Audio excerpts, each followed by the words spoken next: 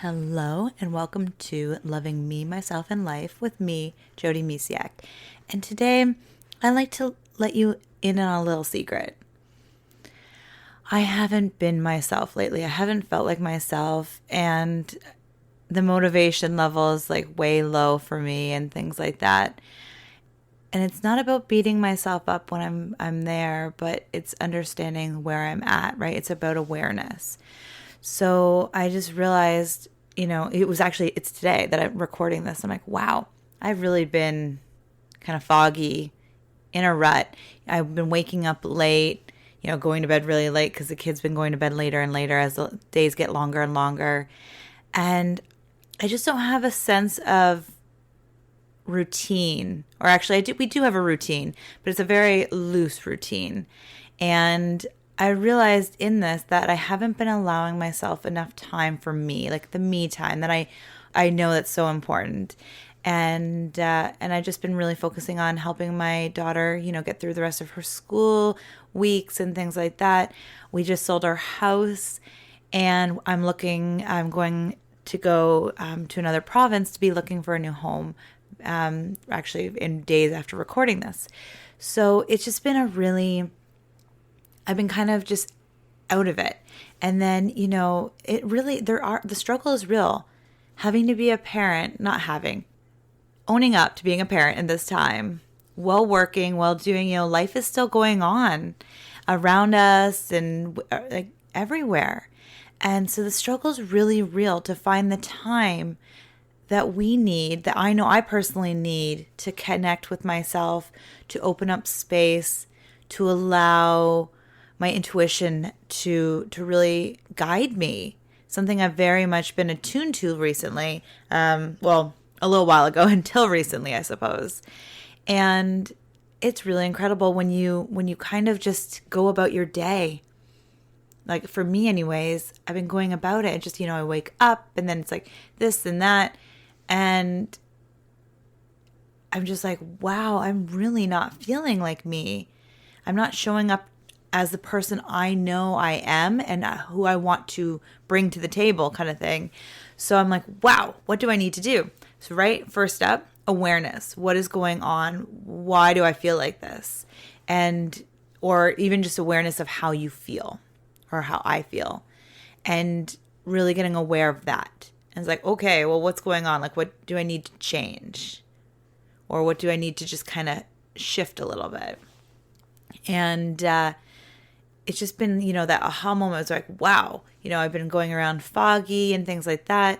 So within the staging of our home and having it sell and then starting the process of, planning my trip out west, I haven't been focusing so much on my personal care and even my self-love practices. So I have been, I've been taking time for me. I've been reading novels, mystery novels that I absolutely love, but they haven't been filling me up spiritually, filling me up and to really just keep me empowered, keep me inspired, and things like that. And the big one is I actually wasn't meditating for the longest, like not the longest time, but for like a few weeks there, or a couple weeks. And it's amazing how I've had routines, I've had really good things going on, and then they'll fall off to the wayside. Life happens. And then we have this unique situation where, normally kids are at school and then they're not. And now I know for some people, school might even be over by now, by the time you listen to this. But for me, we had our daughter in camp, and now camps are no longer running. So we have this unique thing going on. So as it is, I find that sometimes it can be challenging to be a parent and find time for self-care, to really grow your self-love practice and all that. And then you throw in like having the kids home all the time. And the struggle's so real. So if you've been struggling with this before everything went crazy in the world, or like just now recently where you're like, oh my goodness, what do I do now that the kids are home all the time? All this stuff. Just know that you're not alone. It has definitely been a struggle for me. And then, I find I'll be in a really good routine. And then with the selling of our home, like we got out of it, right? We had to be out of the home when we did the showings. So every day we'd pack up the kids, get them in the car, and take them to a family cottage. And it was just this everyday thing. And it really got me out of my routine. So it's about pulling it back in and finding that routine. And if you've never had a routine, that is okay too. I just highly recommend you start small and gradually change. I'm usually an all or nothing, like I'm going to do it all. And a lot of the time it's not sustainable. And then I fall back into old habits. So it's about like, okay, what can I shift? So for me, actually, it wasn't even today I realized it. It was last night that I realized it. And I'm laying in bed going, I'm about to make a really big life decision. And I don't feel connected to myself. And that alone was super scary for me. And I'm like, okay, I made this decision when I was in a really good place, in a super duper empowered place. And I'm like, okay, I know this decision is probably the best decision ever. I just don't feel confident right now in myself and in my abilities to make those decisions. So last night I leaned on my self-love practice and things that I know have been really helpful in the past. And I meditated and I laid there in just open, quiet space while the whole family was asleep. And I just laid there and I let my emotions be released. I would lay there and cry, and I just like felt the emotions of what happens when change happens, right? Like change is amazing. It's something we all experience. But when you're in the middle of it, it can be really emotional and it can sometimes be even challenging. There's a saying, it's like change is hard at the beginning, messy in the middle, and so worth it in the end, or something like that. I'm paraphrasing. It can be hard at the beginning, and now like we're kind of in the middle of the change and things are getting messy where I have to let go of old beliefs and old things. But because I haven't been feeling like myself and being connected with who I am and why I've so much wanted this, I let fear take over, or my ego be like, no, like let's not do this, or no. And so it's really getting back. Like I need to get back on my yoga mat. That's going to be the next thing, is like getting back into yoga. Something that I was doing not that long ago, but it just, again, life happened. I, fell down. Now it's about picking myself up, shaking myself off, dusting myself off, and getting back on my self-love mat and practice. And wherever you are right now, just know that whatever struggles you're going through, whatever challenges or changes or crazy sauces life is throwing at you, it's what we do after we fall down that matters the most. And maybe you fall down a couple times and you still haven't got back up. That's okay. You can still do it. It's never too late to pick yourself up and dust yourself off. And, I've been in this feeling of fog and not me for probably at least I feel like a week. I'd have to look at a calendar. I feel like a week. To be honest, I wasn't even looking at my calendar. Probably at least a week, possibly two. And it's just been this, I picked up some not slack, but I was trying to help my husband out because he was actually doing a lot of the schooling with my daughter for a couple weeks there while I did other things for work and just different things. And then I'm like, wait a second, you need to work too. And it's this fun balance that we've never really experienced before. And it's just, being gentle on yourself, loving towards yourself, and then finding things that help you open up space to really listen from within. So for me, it's journaling, getting back to my journal. That's a big time help. And I'm sure I mentioned it other times because I have been using my journal a lot through this change in my life, to really lean on and get clear, let emotions out. Because with every change, it is emotional. And it can be like super exciting, mixed with some sadness and things like that. So because, change there's a lot. And then for me, I'm a mom, right? So I'm like, well, is this a good change for my kids and things like that? So, I can let my ego talk me out of it so many times. And it's when we get very clear on who we are and why we want to make this change in our life. And just in general, like, it's really good to understand like who you are. So then you can make the changes, or you'll be very confident moving throughout your life because you know who you are. And then these decisions aren't so challenging to make. When I made the decision, my husband and I made the decision that we wanted to move, I was in a really solid place. I was very connected to who I am, to my why, and things like that. And then as we got through where we were isolated a little bit more, we have the kids home. I wasn't doing my self-love practices as much, and the yoga. I didn't have that morning routine that I always had, and I disconnected from myself. And when we disconnect from ourselves, then it almost feels like work towards our goals. But when you know who you are, and it's just, I had every confidence in myself when I made these decisions. Like, I remember talking to people and just sharing. I was glowing because I was so excited.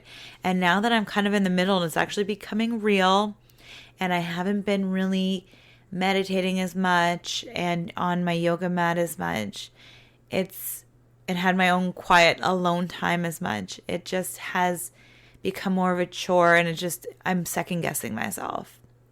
And I never like second guessing myself. I like to confidently make these decisions. And so it's, again, being gentle. And again, the biggest step was being aware. So like I said, last night I laid in bed. I think it was about an hour where I meditated. And I just allowed space. And you know what's really cool?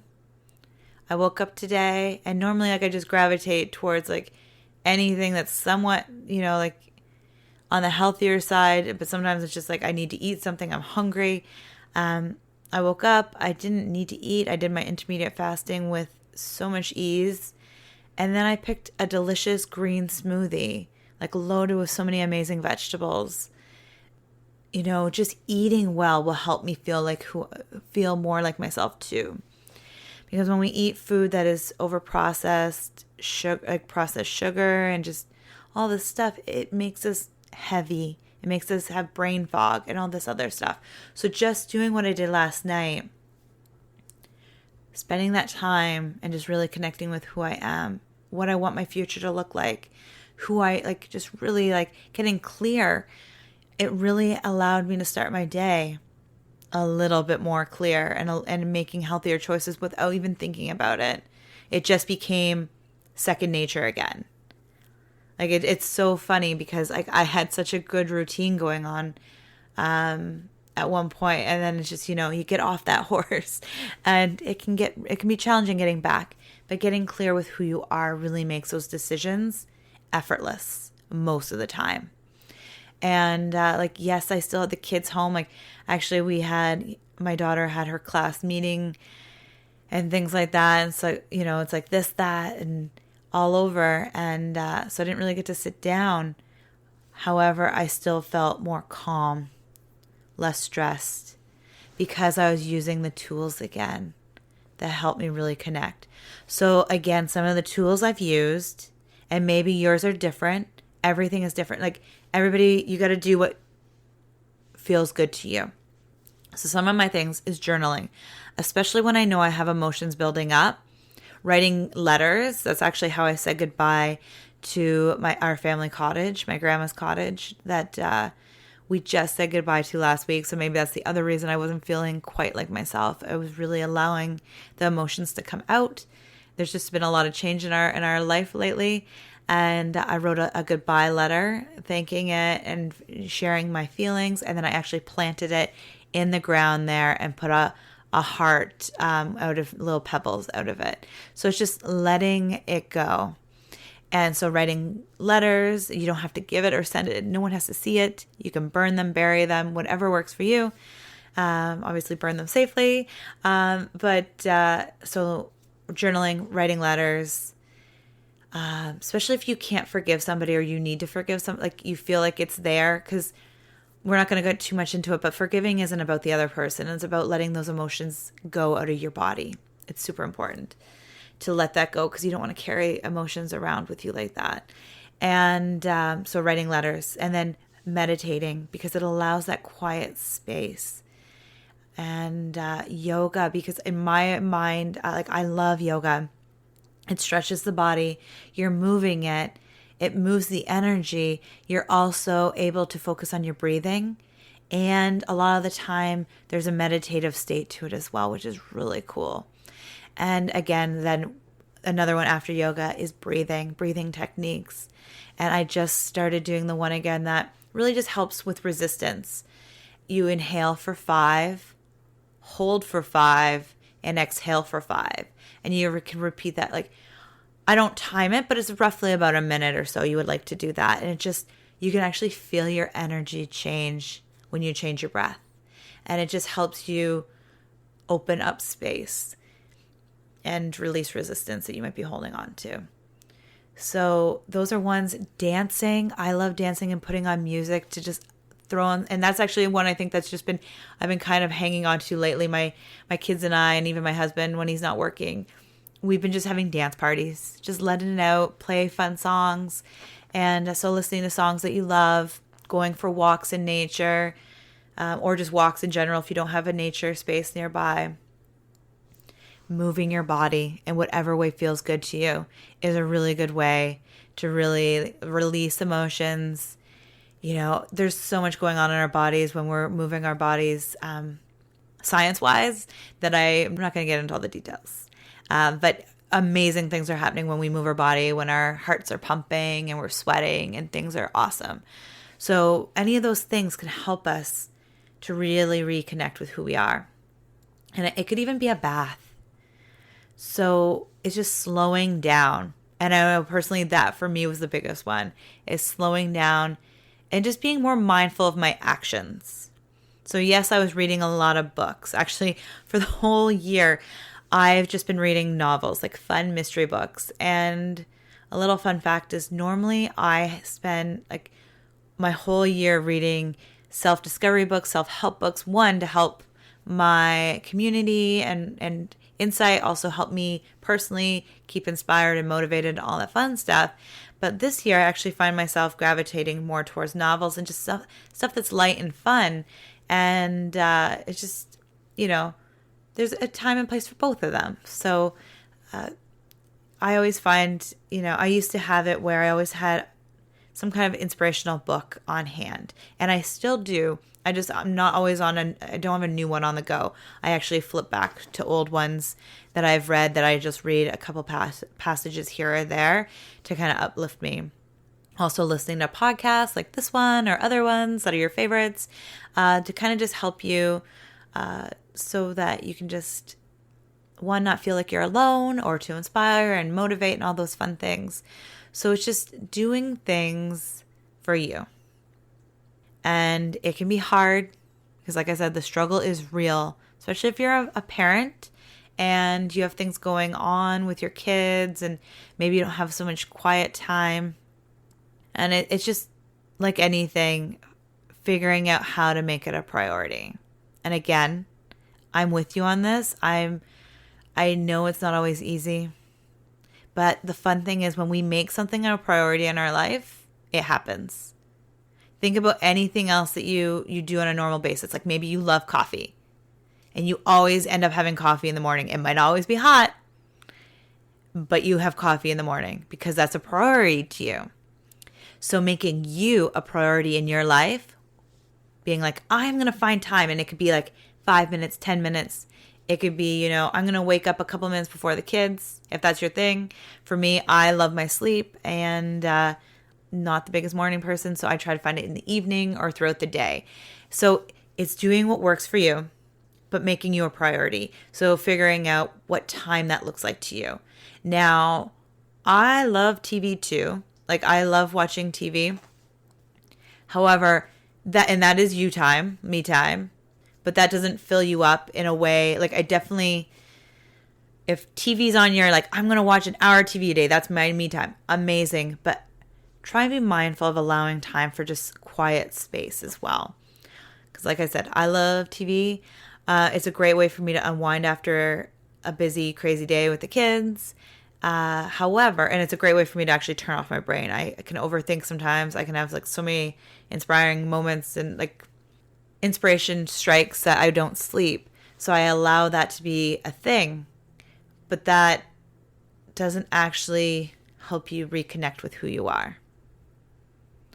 So obviously, like, take the downtime. We all deserve to have relax, unwind time. But maybe you like baths, and then you can have a bath with Epsom salts and some essential oils or something like that. So it's just being mindful of what you're doing with your time as well. Again, if you are like me and you're struggling, maybe you haven't felt like yourself in weeks, months, years. The first step is to be gentle with yourself and just be excited that you're finally here listening to this, and you can now open up space to really reconnect and start feeling like yourself again. It's time to celebrate. It's time to celebrate you, your life, and all the amazingness that's around you. The struggle's real. You got to own it, embrace it, and then make space for us too, like for you, because you matter. And just know you're not alone. And take it day by day. You know, this is an old saying, but it's like Rome wasn't built in a day. Things take time. And like I've said, like I practice, like I'm a big self-love, self-care, like woohoo person. I still have trouble, like I still have struggles. I've been doing this for quite some time now. I still have struggles. It's real. It happens. The biggest thing is what we do when we fall down. Are you ready to pick yourself back up? I hope you are. And if you're already back up and you're just like, woohoo, I'm already there, awesome. We'll join you now. I hope you have a beautiful, beautiful day. Bye for now.